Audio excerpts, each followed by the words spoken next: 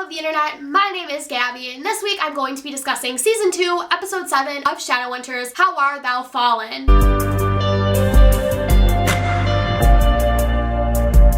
My initial reactions watching this episode was a lot of OMG and WTF and screaming and other inaudible noises, and for the most part, I felt really frustrated watching this week's episode. But I think that was more of a good thing than a bad thing, and let me explain. I felt that most of my frustration was targeted towards the characters and the plotline and the situations that they were being put into rather than on the episode in itself, which communicated several things to me. Number one, it showed me the length of improvement that we've made from Season 1 to Season 2. Season 1, we never would have been able to make an episode like this because of all the other external issues that we had outside of each episode. Where now come Season 2, we've cleaned a lot of that up and we're able to have episodes where we can raise the stakes and where we can have a lot more going on and it can be more fun and you can rope the audience in and have a show that is enjoyable to watch, that feels like an actual television show, and you're able to produce the desired effect that the audience is looking for, that the writers themselves are looking for. Which gets me to number two. The frustration that I felt was something that the writers wanted. They wanted me to feel frustrated with the characters and the situations they were being put into and the decisions that they were making. That was their outcome and they achieved it, and that's all that I can ask for as a viewer, is that the writers and the creators and the producers, everyone involved, is able to achieve their goal. They're able to put together a good episode and it's going to be fun for me to watch. I don't have to get frustrated watching it every week. I want to see more episodes like this, and I really hope that I do, because it makes it more fun for me as a reviewer to get to discuss the episode without having to constantly tear my hair out every 5 seconds because of how frustrated I am. That's all that I'm asking for, and I'm so happy with this episode and I'm excited to discuss it more with you guys. And yes, this episode did have its problems here and there, but setting that aside, I was able to enjoy the episode and I was able to have a fun time watching it and get excited about it, and that made me really happy. That being said, I am going to get into a spoiler section for this review, so if you have not watched Season 2, Episode 7 yet, go and watch it. The link will be down below where you can do that, and then you can come back and we can discuss together. But that being said, I am going to say goodbye to the non-spoiler people, and I hope you guys enjoy the episode. So we start off Episode 7 with a scene between Valentine and Cleophas, and this was a scene that I saw coming end of Episode 6 when we find out where Cleophas's loyalties lie. We see her trace the circle root on her neck, kill Magdalena, and run off to Valentine. And this scene boils down to the fact that Cleophas wants to use Clary's rune abilities to prove her loyalty to Valentine. And that was something that I thought was really interesting to include. When you think about it, it's a very Voldemort-esque type thing to have all these supporters, and then when the villain disappears, all of them go off in their own directions. They have to clean up all of the mess that the villain has made, and now that the villain's come back, not all of them are able to leech back to him nor want to. So anyone that does really needs to prove themselves, and I thought that that was interesting that we put that in. The next scene that I'm going to discuss, literally there's nothing relevant about it other than the fact that Valentine mentions the immortal sword instead of the soul sword. He's in a scene with Ithuriel, which is like this old guy in chains, and I was like, what is going on here? We find out that it's Ithuriel towards the end of the episode. He mentions that he has the immortal sword and not the soul sword. So I don't know what happened there, but Valentine calls it the mortal sword, and I was very, very happy. So sticking with this Cleophas plotline just to discuss it in bulk instead of going back and forth between all these different plot lines, the next scene we see her in, she has her Seraph blade and she uses it to cut herself down the middle, and then she goes crawling to the Jade Wolf, blood leaking everywhere, and begs Luke for help. And Luke does not want to help her after all of the insults that she called him because he was a downworlder, and he basically tells her, you called me all these horrible names and now you're gonna come begging to me for help, when she makes up this whole story that Valentine took over the Citadel, raided it, killed Magdalena, and then took her, imprisoned her, and she was able to escape. Clary nor Luke, neither of them believe her, and they just want to send her to the Institute. But Clary has other plans, and so she takes Luke's stunner and hits him with it right between the shoulder blades, and he just comes crashing down, and Clary runs off with Cleophas. And then this next scene we see them in, they're in a alleyway, and Cleophas ends up finding out that Valentine is harboring and torturing an angel, and that it's crying out to Clary for help, and it's this moment where her allegiance completely and entirely shifts, and you see just how much that affects her, because she's an Iron Sister and an angel is a representation of pure good, and she works to serve the angel, and to see Valentine, you know, harming an angel and doing what he's doing just really puts him into focus and how evil that he is. So I'm glad that we got to see that, but my only problem was that I felt that her plotline was fleshed out a little bit weird, and I never really knew where her loyalties lie. Maybe it was the fact that she like cut herself open and mutilated herself. I just thought that that was kind of weird since there was no really context behind it, and I would have liked to have seen her more be like all for Valentine in this episode, and then next week's episode be more for the Clave and more against him, but I'm happy that we got to see that nonetheless. So then we have Jace, Clary, and Cleophas Magnus, and they all team up to try to take down Valentine and to save this angel. We have our final scene between Valentine, Luke, and Cleophas. 3 fantastic actors, and it's just a war of words between a whole bunch of them, and Valentine is calling Luke all these downworlder insults and telling him how he took Jocelyn away from him, and just like all of these other insults about him being too compassionate and etc. And just all 3 actors in that scene, absolutely fantastic. Like I said, Alan Van Sprague delivers every time. I talked about Isaiah in last week's episode, and Lisa Berry, who we haven't really seen a lot, she's extremely successful and extremely talented, so just all 3 of them together in a scene was just fantastic. So then we get to Clary and Jace, and they have this fight scene up on the roof. It was choreographed perfectly, looked great, and then Clary goes to free Ithuriel, and he starts to communicate with her through like all of this crying, and like the screen is shaking, and it like looks kind of ridiculous. He communicates to her this rune that she can use to break the chains, and so she does that, and then Ithuriel holds Jace and Clary's hand and shows them this vision, and what you see is like this green grass, the mortal sword like stabbed into it, and then this weird skeleton demon like figure that has this like cloak on, and then when it grabs the sword it just like evaporates, and it looks so bad. That was really the only major problem I had with this episode was the CGI. The CGI was just absolutely and entirely an abomination. That flashback, or that like thing, that vision that he was showing Clary and Jace, Ithuriel, just looked like something from Google SketchUp, which is like this very rendered application that you can use to like build a house. I had to use it in 6th grade for a project, and that was just something that I vividly thought of because of how rendered it looked. And it just kind of hit me that in episodes where we need a lot of CGI, it's just never there. In episodes where we really don't need a lot, like last week's episode, it looks good. So I think we need to fix our budget and focus more on CGI because we're dealing with a fantasy show that's really more all-encompassing than most fantasy books. Only focus on 1 or 2 types of fantasy characters, whereas this is more all-encompassing. So you need more CGI. It all looks so bad. Like Ithuriel, I would have liked to have seen him more as an actual angel with actual wings and just have it look a lot better because the CGI was so bad. But for the most part, I really enjoyed the entire plotline. Just the CGI was the biggest problem for me, and I would like to see it get fixed because it looked like it was at first. Thought that we saw it in the beginning of the season, and it just kind of came crashing down. So the next plotline that I'm going to discuss very briefly is this Malik plotline. Now, I know a lot of you are going to be frustrated by what I have to say, but I was so angry with their plotline. Like, all their scenes together were cute and adorable, and I loved it. But the thing that frustrated me the most was this very last scene between them. Alec wants to have sex with Magnus. He's determined to do it. Magnus does not want it to happen. He's just like, no, I want to take it slow, and Alec forces him into it anyway. I like screamed as it was happening because the thing that I love so much about the Malik relationship is that it's a bit of a slow burn. It takes a while for them to get together, and that Alec is very, very hesitant about their relationship and has all these insecurities and all these issues, and he's the one who wants to jump in and have sex with Magnus. I'm sorry, what? That just felt so off character and so weird, and I had so many countless amounts of problems with it, but I really hope that we get to further explore this and have repercussions for it, and that there's more of a backstory to this. We just get to see more because it seems like Shadowhunters skirts around some of these issues that they introduced, and I know a lot of people are upset about the whole demon thing that happened where there was a demon impregnating woman and that they introduced no consequences for that, and I understand that's something that's really frustrating looking back on it now, and it feels like that's what we're going towards again, and I want to see them further explore this, and it looks like from the preview for next week's episode that's something that they're going to do, which is great, but it just felt so off color and so weird, and it made me really, really frustrated, but I hope that we get to explore it more and that we get more background, that we get to sort of fix the problem that we've introduced here. The next major scene that we have in this episode is Simon and Maya, and they're going out on their first date, or they're just like hanging out as friends, and we can see Clary get slightly jealous of them, so we're bringing in the Clary and Simon relationship, which is good because it kind of felt like it was getting a little bit too late for that, but it seems like we're going to introduce that in the next few episodes, which is good. So then Simon and Maya go out and they're at this bar. Maya is serving Magnus a drink, and she notices this gift that Magnus got from Alec, and she asks about it, and Magnus makes a comment about how he doesn't remember the last time someone got him a gift because people are constantly demanding things from him, and I really appreciated that they brought that up because it feels like in the books a lot of times Clary and the gang always demand things of Magnus. The only reason that he does it is because of Alec, and I was glad to sort of shed light on that Magnus is a character that doesn't really get appreciated a lot, and so I'm glad that we shed light on that and that we got to see that a little bit because the scene was really good. I really appreciated the chemistry between Maya and Magnus, and I really love that. Like, it was just spot on. So my favorite scene in this entire episode is of course the one that most people are going to be saying is their favorite, and it's between Simon and Jace. And Jace is basically trying to give Simon dating advice, and it does not work out at all. But I loved it because we got to see these genuine Jace and Simon dynamic that we see in the books, where Jace is very snappy and very sarcastic and very quippy, and Simon, just the relationship between them, it was so good, and I want to see more of this because this is Jace from the book, so we have not seen it all in the show, and this is one of the things that I wanted to talk about, but like Isaiah in last week's review that I discussed, I really never got a chance to because of all the other things going on in each of the episode that I thought more important important to discuss. But I personally didn't think that Dom Sherwood could pull off a very quippy and snappy and sarcastic Jace. I didn't think that he could do it because he was so good being very serious and very straightforward Jace. And I'm glad that we see that he can do this, that there's other layers to his character and that we're finally bringing that in, because we see him like getting lots of girls and like going out the whole bunch of them, and I was like having a panic attack. But it's good that we see the minute that Luke mentions that Clary's in trouble that Jace goes running, so that fixed that for me. But I was a little bit scared about that because we see that throughout the course of the episode. But we see Jace trying to give Simon dating advice, and it's just really funny. I loved like all the lines, all of Jace's whips, and I love to see more of it. I want to see more of it because the dynamic between them was great. We used the shapeshifting rune, but I'm willing to ignore it because of how much I enjoyed the episode. So that whole scene was fantastic. I loved it. Praise bless, 10 out of 10. Favorite scene from Shadowhunters so far, would recommend. Just I need to see more of that because I loved it so